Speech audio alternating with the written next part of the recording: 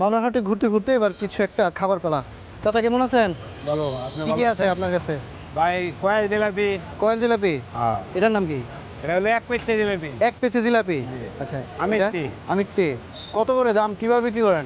এটা কেজি নিলে 180, আর 250 নিলে আপনার 50 টাকা। এর মধ্যে কোন কোন জিনিস আপনি নিজে বাড়িতে বানান একটু বলেন তো?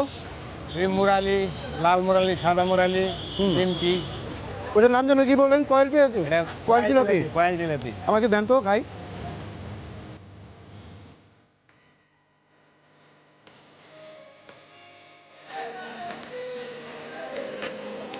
এটার দাম কত? 20 টাকা। 20 টাকা। কি কি আছে এর মধ্যে? ওটার মধ্যে ময়দা, গুড়ের শিরা, গুড় গুড়। গুড় যেটা বলে আখের গুড়। কয়েল জিলাপি 20 টাকা পিস।